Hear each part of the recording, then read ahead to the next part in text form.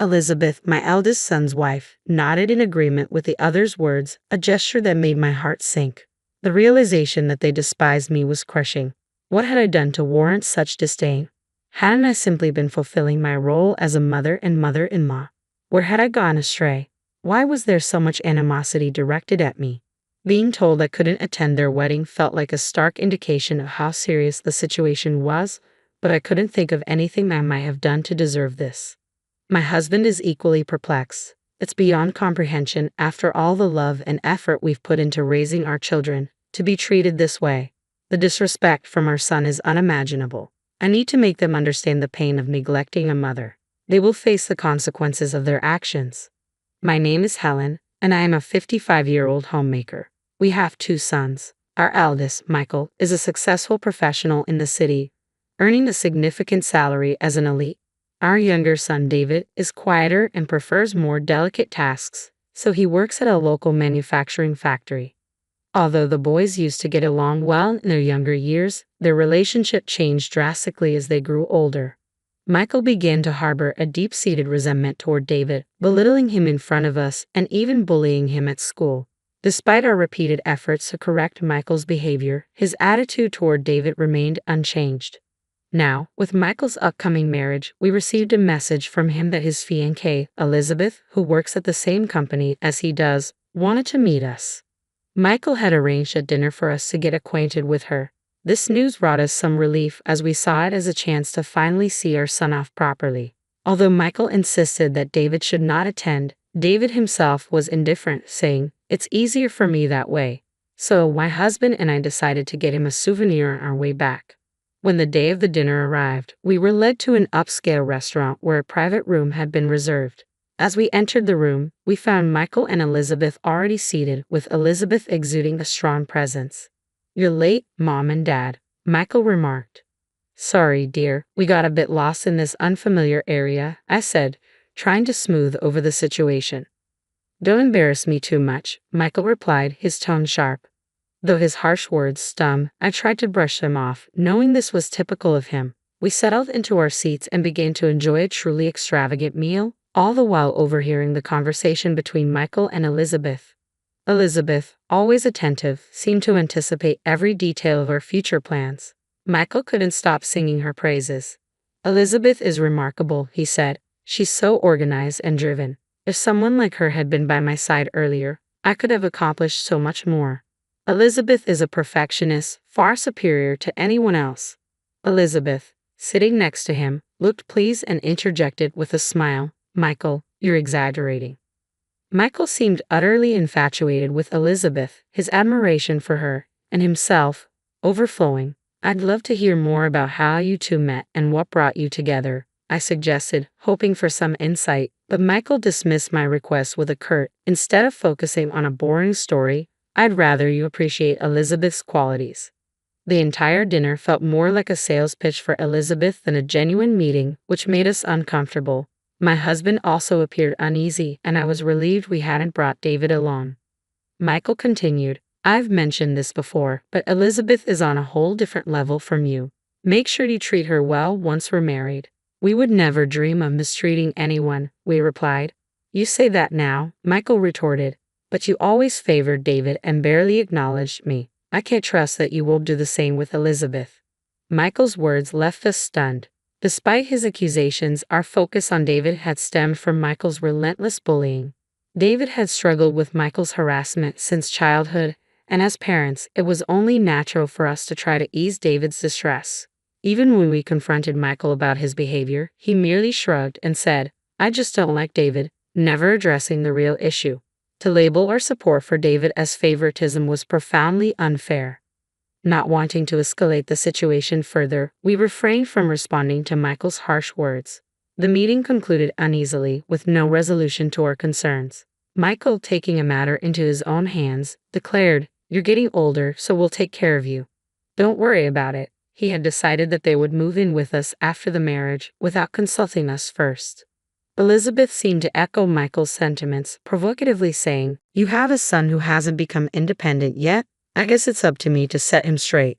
Instead of feeling reassured, her comment made me uneasy. David lives with us, but he contributes actively and is not merely dependent on us. Nevertheless, Michael and Elizabeth moved in as if they were the rightful owners, claiming rooms and acting like they ruled the house. One day, Michael ordered, "David, go weed the garden now. It's a task suited for someone like you." David replied, "Sorry, but I have work." Michael insisted, "You have the day off, don't you? Handle it yourself." David's face flushed with anger. "What did you say? That's incredibly disrespectful."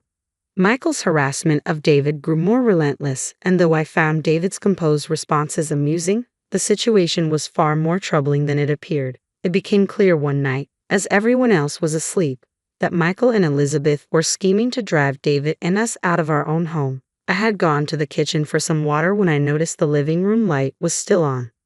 I quietly approached and overheard Michael and Elizabeth's conversation. "When will this house finally be ours?" "Just a little longer. We need to ensure those nuisances don't come back.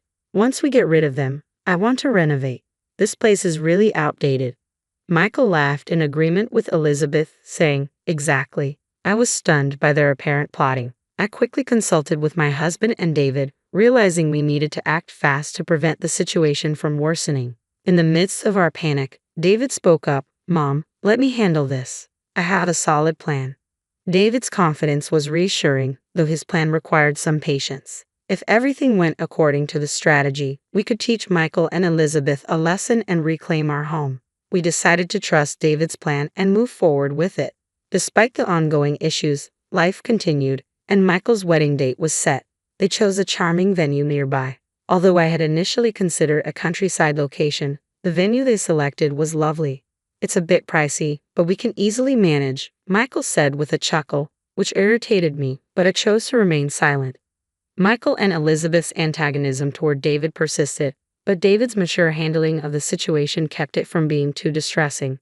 As the wedding day approached, we were summoned by Michael and Elizabeth. Curious about the reason, David, my husband, and I went to meet them, only to be stunned by their announcement. "We don't want you to attend our wedding. If you do, we'll cut ties," they declared. I was taken aback, but I tried to stay composed and asked Michael, "Are you serious? Why are you telling us this now?" Elizabeth responded, feigning tears, "I'm just terrified of you all. I can't bear the thought of having such people at my wedding," which only intensified my discomfort. Michael added, "As I said, if you don't like it, we'll cut ties." That would be a problem, wouldn't it? After all, I'm the pride and joy of this family, unlike that worthless brother, gesturing towards David. David seemed at a loss for words, and witnessing this, I finally reached my breaking point. "Michael, that's enough. You've always looked down on David," I said, my patience wearing thin.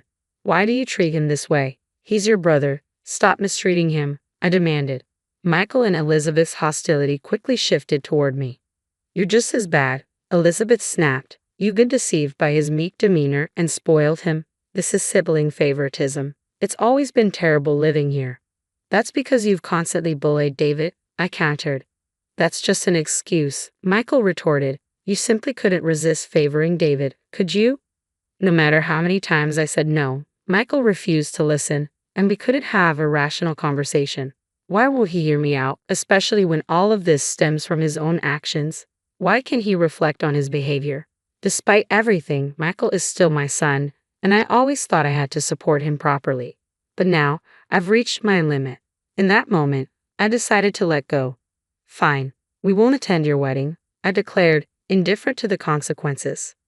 David and my husband were taken aback by my response, but Michael and Elizabeth seemed quite pleased. "Are you sure about this? You might end up regretting it," Michael asked, a hint of satisfaction in his voice. "Regret? There's no way a wedding would be perfect with nuisances like you there," I said, a hint of finality in my tone. Michael and Elizabeth laughed, but we felt a sense of relief. There was no need to attend their wedding and subject ourselves to further unpleasantness. In the end, our family decided to skip the wedding.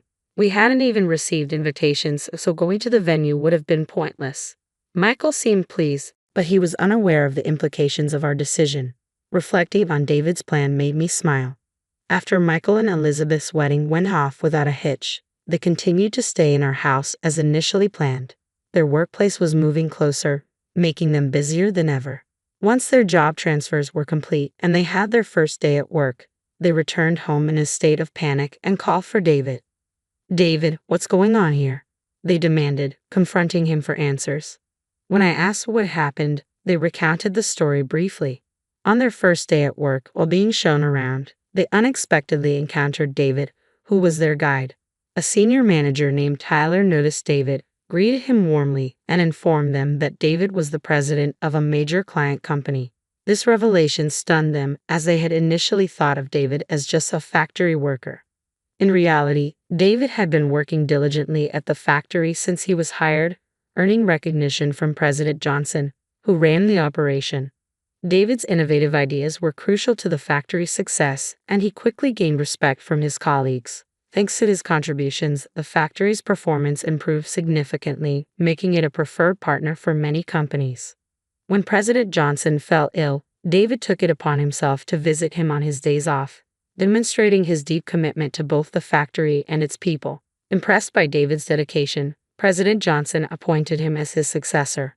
Despite David's initial modesty and reluctance, "I couldn't possibly take on this role," President Johnson was resolute. With the backing of his colleagues, David took on the role of president. Under his leadership, the factory's performance continued to thrive, and David, already popular among the employees, earned even more trust and respect in his new role.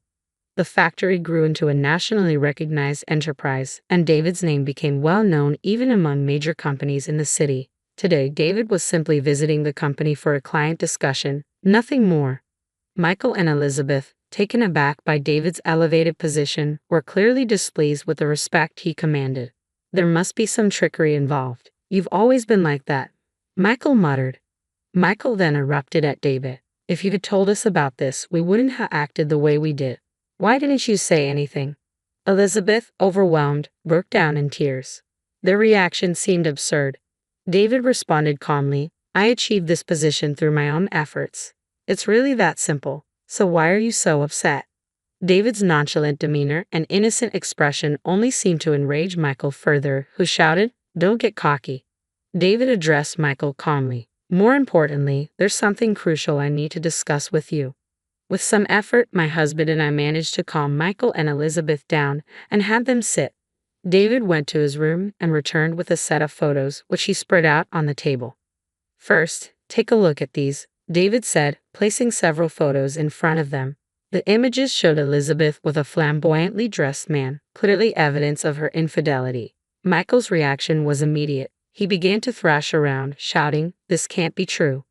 Elizabeth, visibly shaken, began to tremble as she faced the evidence.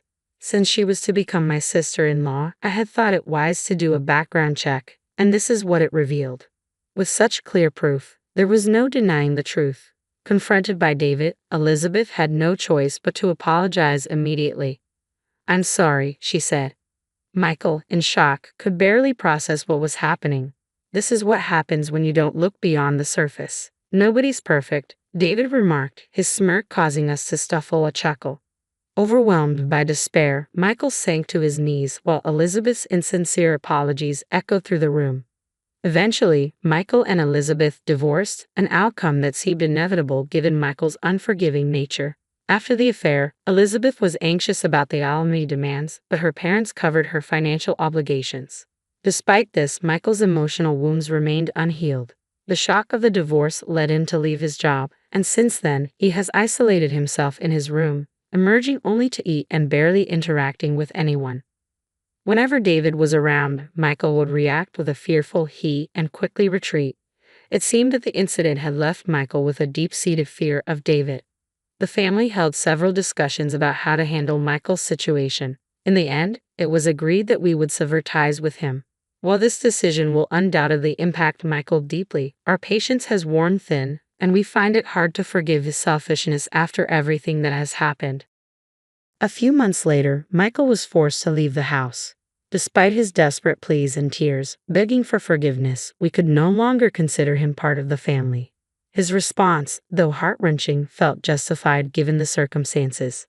Meanwhile, the three of us are enjoying a more peaceful life without any disturbances. Even though my husband is retired, we live comfortably, thanks to David's continued support. We are deeply grateful for our thoughtful and devoted son, David. Moving forward, we are committed to being a loving family for him for as long as we can. It looks like David is set to marry soon. His partner is a colleague from the same company with whom he has been in a relationship for several years. We are eagerly looking forward to our beloved son's wedding and the joy it will bring.